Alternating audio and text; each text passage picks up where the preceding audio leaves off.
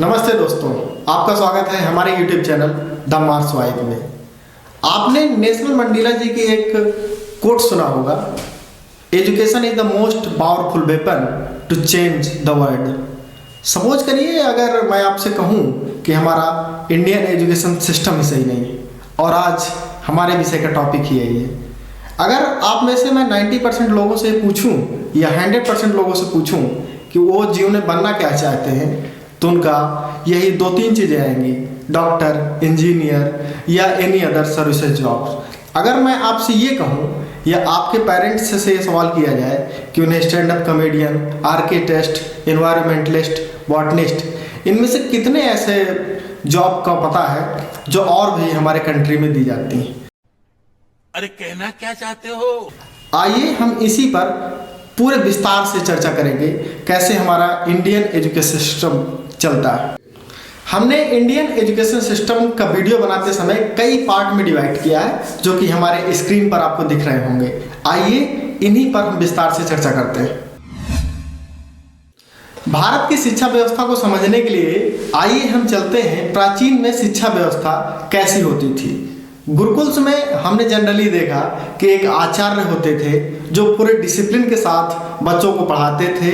उनकी सामग्री की जो भी चीज़ उस समय यूज होती थी वो उसी में बनता था और सुबह शाम दोपहर पूरा उनका शेड्यूल बेस्ड होता था कि कब कोई क्या करेगा, ना कि आज की तरह कि हम देखते हैं कभी कुछ हो रहा है तो कभी कुछ हो रहा है। गुरुकुल्स की समस्याओं को वहीं के स्टूडेंट सॉल्व करते थे, गुरु बताते थे और वो सुनते थे।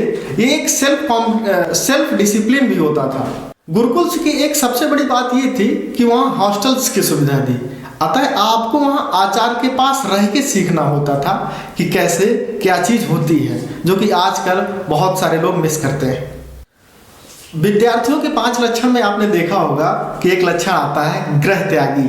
उसमें उसका मतलब यही था कि जब भी गुरुकुल्स में ऐसी व्यवस्थाएं होती थी कि विद्यार्थी को अपना गृह त्याग के गुरुकुल्स में जाना होता था, आचार्य के पास जाना होता था, ताकि वो एक टाइम पीरियड में गुरु से सीख सके।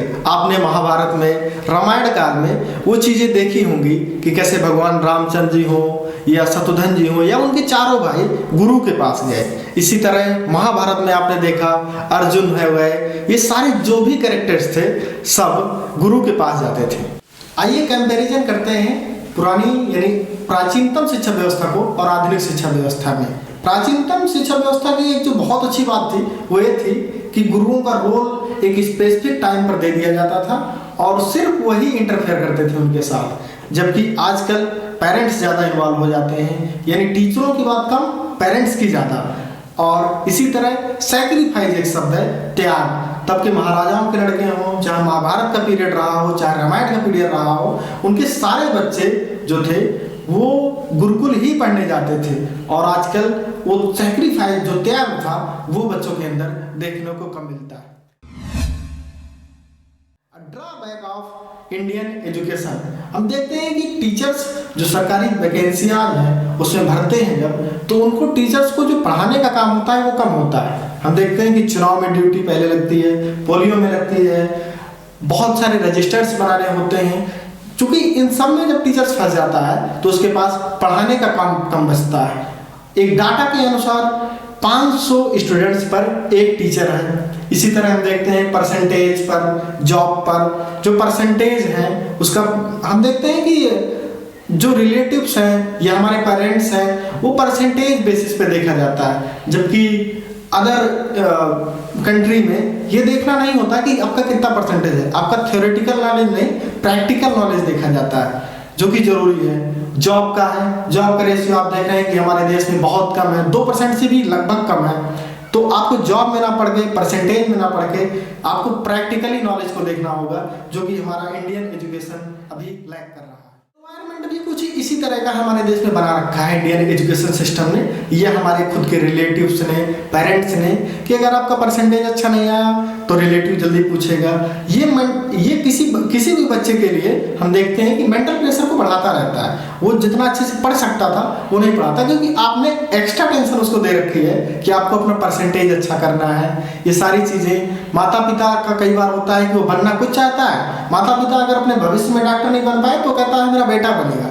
यानी आप किसी पर अपनी मर्जी थोप रहे होते हैं, जो कि बच्चा बनना चाहता है वो नहीं बन पाता।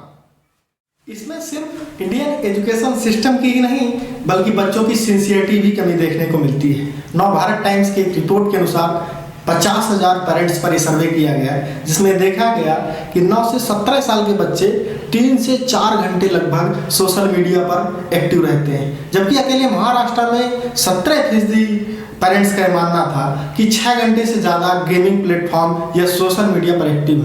ये दर्शाता है कि कहीं ना कहीं स्टूडेंट्स सिंसियरिटी नहीं समझ पा रहे हैं अपनी, सोशल मीडिया पर एक्टिव हैं, दिन भर देखे जा रहे हैं, और एल्गोरिदम जो हमने अभी नाम लिया था वो भी ऐसे ही काम करता है। अगर आपने एक चीज़ देखी तो आपको वही दिखाता चले जाएगा। तो एक लैक ऑफ सिंसियरिटी देखने को मिलती है, जो कि इंडियन एजुकेशन सिस्टम से हटके, यानी एजुकेशन सिस्टम का सिर्फ हम इंडियन एजुकेशन सिस्टम को ही नहीं अपने आप को भी देखना पड़ेगा। इमेजिन करिए आप एक रील चलाते हैं और देखते हैं कि आप एक डॉक्टर बन गए, दूसरी तरफ आप देखते हैं कि आप इंजीनियर बन गए, तीसरी तरफ वकील अपनी कुछ फैसिलिटीज बताता है और आप वकील बन जाते हैं। यानी एक आप इन्फ्लुएंस होते चले जा रहे हैं सोशल मीडिया पे। ये चकाचौंध भरी जिंदगी कुछ होती भी ऐसी है, या इसको दर्शाया ही ऐसा जाता है कि आपको वो ऐसी लगती है। आप थोड़ा सा बनना चाहते हैं एंटरप्रेन्योर, थोड़ा सा बिजनेसमैन, थोड़ा सा डॉक्टर, थोड़ा सा वकील, और आखिरकार आप बनते कुछ नहीं। किसी भी स्टूडेंट्स को सक्सेस के लिए जरूरी है कि वो एक डायरेक्शन पर काम करे, और आजकल के डायरेक्शन पे ले जाने का जिम्मा हमने कोचिंग माफियाओं को दे रखा है। ये कोचिंग माफिया एजुकेशन सिस्टम को एक बिजनेस की तरह ट्रीट कर रहे हैं, यानी उसकी फीस इतनी ज़्यादा कर रखी है कि पहले तो लोअर बैकग्राउंड के जो लोग हैं या मिडिल बैकग्राउंड के जो लोग हैं वो उसको पहले तो कर नहीं पाते, और अगर उन्होंने कोई कोर्स ले भी लिया तो उस पर एक इतना मेंटल प्रेशर बना देते हैं कि आपको कहीं ना कहीं सक्सेस प्राप्त करना ही है, क्योंकि उसको सक्सेस प्राप्त करना है और अपने इतनी फीस बढ़ा रखी है, तो उसको कहीं ना कहीं एक मेंटल प्रेशर आपने पहले से दे रखा है। देश में हर साल कोटा लगभग 18 लाख स्टूडेंट जाता है, जिसमें से कुछ ही परसेंट MBBS या नीट या इंजीनियरिंग करके लौटता है। पिछले साल 23 स्टूडेंट ने सुसाइड कर लिया, और देश में सुसाइडल रेट दिन ब दिन बढ़ता चला जा रहा है। हमें देख रहे हैं कि इसमें कहीं ना कहीं जो फीस बढ़ाई है कोचिंग माफियाओं ने, उसका भी इन्फ्लुएंस है। जो इंडियन एजुकेशन को सही करना था, आपने उसको सुसाइडल रेट बढ़ाते हुए को कर दिया है।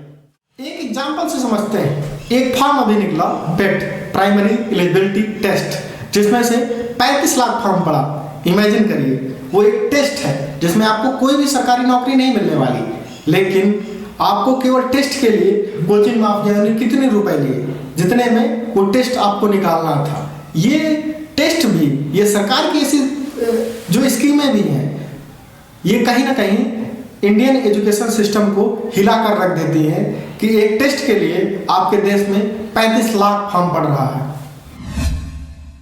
हमारे देश में गवर्नमेंट जॉब एक इल्यूजन की तरह बनकर रह गया है, जिसमें आप देखते थे कि पुराने ज़माने में जब आप देखते थे कि सरकारी जॉब में है तो उसका प्रॉफिट ये होता था कि उसको पेंशन मिलती थी, लेकिन 2002 के बाद वो भी बंद कर दिया गया। यानी अब पेंशन का भी पूरा जो मामला था वो हट गया है। जो प्राइवेट सेक्टर में जो कंपनियां आपको हायर करती हैं उसका भी एग्रीमेंट होता है, यानी जब आप प्राइवेट जॉब कर रहे होते हैं उसमें भी आपको किसी भी कंपनी का ऑर्डर ऐसे ही नहीं निकाल सकता, उसका भी एक एग्रीमेंट है एक निश्चित टाइम पीरियड तक। भारत में आप चर्चा करते हैं कि नौकरियां हैं कितनी, 2.15 CR यानी स्टेट और सेंट्रल गवर्नमेंट को मिलाकर जॉब है, और हमारे देश की जनसंख्या 140 करोड़। आप आंकड़ा लगाइए ये क्या परसेंटेज होगा। आई थिंक बहुत कम, यानी देश के हर व्यक्ति को सरकारी नौकरी मिलना तो बहुत मुश्किल है। ये थी हमारी इंडियन एजुकेशन की कुछ खामियां, कुछ गलतियां, लेकिन हमारे इंडियन एजुकेशन में सिर्फ कमियां नहीं है, उन्होंने अभी इस पर ध्यान दिया 1968 में पहली बार जब इंडियन एजुकेशन पर संशोधन हुआ, दूसरा 1982 में हुआ और अभी न्यू एजुकेशन पॉलिसी आई 2020 में।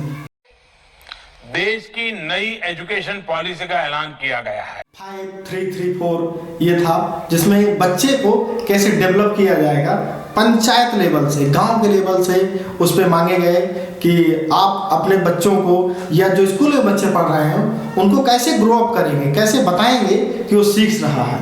उसी तरह हम दूसरी तरफ ये देखते हैं कि 3 का हो गया, 6 में जाएगा, 8 में जाएगा, उसके बाद उसका सेमेस्टर वाइज एग्जाम होंगे।